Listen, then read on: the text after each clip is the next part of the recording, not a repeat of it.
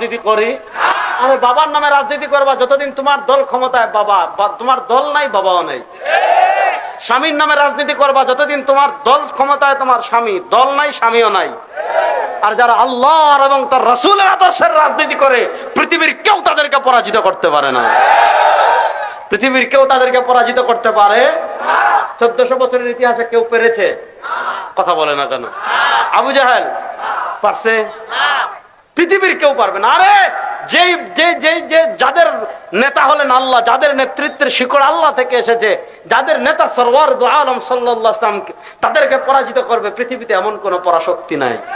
কারণ আমরা বিশ্বাস করি সুপার পাওয়ার একমাত্র আল্লাহ। আরে মুসলমান, আল্লাহর নাম আসতে বলে রে।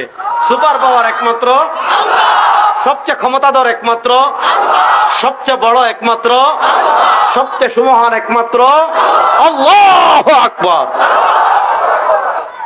উহুদ যুদ্ধ ঘটনা বলি, পরে সামনে আগাচ্ছি।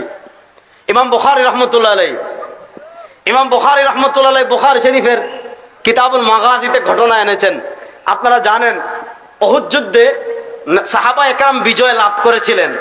বিজয় লাভ করার পর সাময়িক বিপর্যয় হয়েছিল নবী করিম সাল্লাল্লাহু আলাইহি ওয়াসাল্লামের নির্দেশ ইজতিহাদ বশত না মানার কারণে।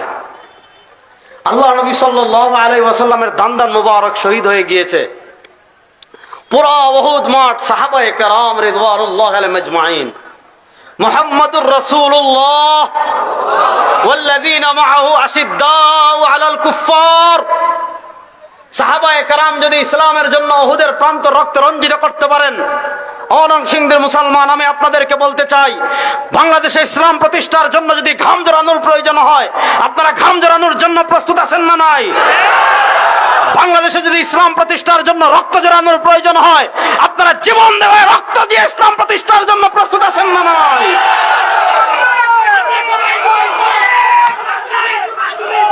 কথা ভালো করে বুঝেন। সাহাবায়ে কেরাম রিদওয়ানুল্লাহি আলাইহিম আজমাইন 70 জন শহীদ হয়েছেন। পুরা উহুদ মাঠ রক্তে লাল হয়ে গিয়েছে। কাদের রক্ত? সাহাবায়ে কেরাম রক্ত। এই সাহাবা কারা? যাদের ব্যাপারে আল্লাহ বলেছেন রাদিয়াল্লাহু আনহুম ওয়া রাদু আন, এদের প্রতি আল্লাহ সন্তুষ্ট। যাদের প্রতি আল্লাহ সন্তুষ্ট তাদের রক্তে উহুদ মাঠ রঞ্জিত হয়ে গিয়েছে। আরে সারা দুনিয়ার মুহাম্মদ ফাওকা উলামায়ে তারিখ, মুহাম্মদ ফাওকা উলামায়ে তারিখ, আল্লাহর পরে শ্রেষ্ঠ যেই মহামানব, সেই মহামানবের দান্দান শহীদ হয়ে গিয়েছে। সেই মহামানব রক্তে রঞ্জিত হয়ে গিয়েছেন। সেই মহামানব সাহাবায়ে কেরাম রিদওয়ানুল্লাহি আলাইহিম আজমাইনকে নিয়ে একটা গর্তের ভিতর আশ্রয় নিয়েছেন।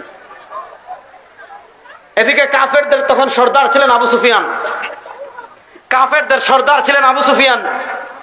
আবু সুফিয়ান এসে দেখেন মাঠে কেউ নাই, কোন মুসলমান নাই।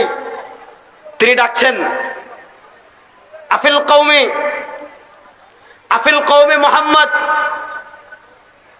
ও মুহাম্মদ সাল্লাল্লাহু আলাইহি ওয়াসাল্লাম, কোথায় তুমি? তোমাকে তো দেখতে পাচ্ছি না, মাঠে আসো। হযরত ওমর ইবনুল খাত্তাব তো গরম মানুষ। হযরত ওমর ইবনুল খাত্তাব কত গরম! হযরত ওমর যে রাস্তা দিয়ে হাঁটতেন, শয়তান ওই রাস্তা দিয়ে যেত না। সুবহানাল্লাহটা বড় আস্তে বললেন। হযরত ওমর কত গরম! আপনারা হাদিস জানেন, যখন আজান হয়, আজানের ধ্বনি শয়তান সহ্য করতে পারে না। শয়তান সহ্য করতে পারে? হাদিসে আসছে যখন আজান হয়, শয়তান বায়ু ত্যাগ করে করে করে করে করে করে দৌড়াতে থাকে। আল্লাহ নবী ইসলাম একদিন বসা মসজিদে নববীতে হযরতে বেলাল রাদিয়াল্লাহু তাআলা আনহু আযান দেওয়া শুরু করেছেন। নবী কারীম সাল্লাল্লাহু দেখছেন শয়তান দৌড়াচ্ছে। সুবহানাল্লাহ বলেন। রাসূলুল্লাহ সাল্লাল্লাহু দেখছেন শয়তান দৌড়াচ্ছে, দৌড়াচ্ছে দৌড়াচ্ছে, একদিকে দৌড়াচ্ছে। নবী কারীম সাল্লাল্লাহু দেখেন হঠাৎ শয়তান দিক পরিবর্তন করে এদিকে দৌড়াইতেছে। অর্থাৎ দৌড়াচ্ছিল এদিকে, হঠাৎ দিক পরিবর্তন করে এদিকে যাচ্ছে। আল্লাহ নবী ইসলাম বলেন, কাহিনী কি? দেখেন ওই দিক থেকে হযরত ওমর আসতেছেন। শয়তান দৌড় শুরু করতে, সামনে যখন দেখছে ওমর, ওমর রাদিয়াল্লাহু তাআলা আনহুকে দেখে, আজকে যারা ওমর রাদিয়াল্লাহু তাআলা আনহুর সমালোচনা করে ইবলিসের থেকে আরো খারাপ। যারা ওমর রাদিয়াল্লাহু তাআলার দিকে আঙ্গুল তুলবে, এদেরকে মাটির তলে পিষ্ট করে দেওয়া হবে ইনশাআল্লাহ। কথা ভালো করে বুঝবেন। হযরত ওমর রাদিয়াল্লাহু তাআলা তো গরম। আবু সুফিয়ান যখন বলতেছে, ও মুহাম্মদ সাল্লাল্লাহু আলাইহি ওয়াসাল্লাম কোথায়? আফিল কওমে মুহাম্মদ। হযরত ওমর দাঁড়িয়ে যাচ্ছেন। আল্লাহ নবী সাল্লাল্লাহু আলাইহি ওয়াসাল্লাম ওমর থামো। আবু সুফিয়ান আবার বলে, আফিল কওমে ইবনে আবি কুহাফা। ও কুহাফার বেটা আবু বকর কোথায় দাঁড়াও, তোমাকে তো মাঠে দেখছি না। হযরত ওমর আবার দাঁড়িয়ে যেতে চান, নবী করিম সাল্লাল্লাহু আলাইহি ওয়াসাল্লাম ওমরকে থামান।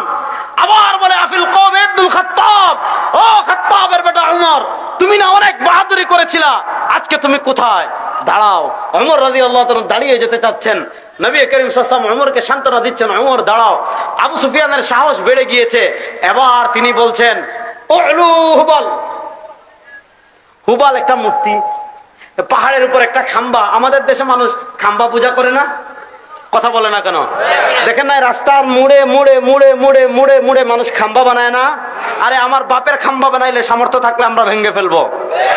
আমাদের পীর সাহেবের খাম্বা বানালে আমরা মাটির সাথে মিশিয়ে দিব। ওই খাম্বার সংস্কৃতি বাংলাদেশে চলবে না ইনশাআল্লাহ। কথা ভালো করে বুঝবেন। ওই তারা পাহাড়ের উপর একটা খাম্বা বানাইছিল, এটার নাম হুবাল, মানে হুবাল একটা মূর্তি। তো ও আবু সুফিয়ান যখন দেখছে তিনজনকে ডাকি, কেউ জবাব দেয় না, কেউ সাড়া দেয় না, তখন বলে, আমরা বলি না নারায়ে তাকবীর, তারপরে কি বলি? এই আল্লাহু আকবার, রাস্তা কোন নারায়ে তাকবীর? আরে জোরে বলেন না নারায়ে তাকবীর। আমরা যেমন আল্লাহর ধ্বনি দেই, কাফেররা দিত হুবালের ধ্বনি, কারণ তাদের ক্ষুধা ছিল হুবাল। আবু সুফিয়ান যখন দেখলেন কেউ তো সাড়া দেয় না, কেউ তো জবাব দেয় না, তিনি তখন বলেন উলু হুবাল, হুবালের জয় হোক। আল্লাহ নবী ওমরকে বলেন, ওমর আর তুমি চুপ থাকতে পারো না, দুনিয়াতে হুবালের জয়ধ্বনি হতে পারে না। ওমর তুমি দাঁড়িয়ে বলো আল্লাহু আকবার। হযরত ওমর দাঁড়িয়ে বললেন, না, এই জমিনের মালিক কে? আরে কথা কয় না রে। আসমানের মালিক কে? গোটা তাম দুনিয়ার জাহানের সবকিছুর মালিক কে? সুতরাং দুনিয়াতে স্লোগান হবে একমাত্র কার? বলেন না, স্লোগান হবে একমাত্র কার? এজন্য আমরা ঘরেও বলি আল্লাহু আকবার, মসজিদেও বলি আল্লাহু আকবার, নামাজেও বলি আল্লাহু আকবার। আমরা যখন রাত পথে যাই, কারো বাপের স্লোগান দেই না, আমরা রাত পথে গেলেও স্লোগান দেই আল্লাহু আকবার। কথা বুঝেন? তখন উনি বলতেছে, যখন হযরত ওমর বলেন আল্লাহু আকবার, যখন হযরত ওমর রাদিয়াল্লাহু তাআলা বলেন আল্লাহু আকবার, আবু সুফিয়ান তখন দেখেন কাফেররা কত বোকা হয়। আবু সুফিয়ান বলেন লানা উজ্জা ওয়ালা উজ্জা লাকুম, লানা উজ্জা ওয়ালা উজ্জা লাকুম। আরে তোমাদের তো উজ্জা মূর্তি নাই, আমাদের তো উজ্জা মূর্তি আছে, তো মূর্তি দিয়ে আমরা কি করব? উনি যখন বলে লানা উজ্জা, আমাদের উজ্জা মূর্তি আছে, তোমাদের উজ্জা মূর্তি নাই, হযরত ওমর তখন বলেন আল্লাহু মাওলানা ওয়ালা মাওলা লাকুম। তোমাদের ফিরাউন থাকতে পারে, নমরুদ থাকতে পারে, সাদ্দাত থাকতে পারে, আবু জাহেল থাকতে পারে, বুশ থাকতে পারে, মোদি থাকতে পারে, ক্লিনটন থাকতে পারে, আমাদের একজন আছেন। বড় আস্তে বলেন, আমাদের একজন আছেন। বলেন না, আমাদের একজন আছেন। আর যাদের সাথে আল্লাহ আছেন, দুনিয়ার কেউ তাদেরকে পরাজিত করতে পারে না। আবু জাহেল 1000, আমরা 313, ইয়ার মুখে 1.5 লাখ, আমরা 5000। কাদসিয়ায় আপনি দেখেন পৃথিবীর 1400 বছরের ইতিহাস দেখেন, যারা আল্লাহর বাহিনী হয়ে যাবে, যারা জুনুদুল্লাহ হয়ে যাবে, যারা দুনিয়াতে আল্লাহর বাহিনী হয়ে যাবে, তাদেরকে কেউ পরাজিত করতে পারবে না। কথা মূল কথায় আসেন, যে কথা থেকে সূচনা হয়েছে এই কথায় আছেন। আমরা বিশ্বাস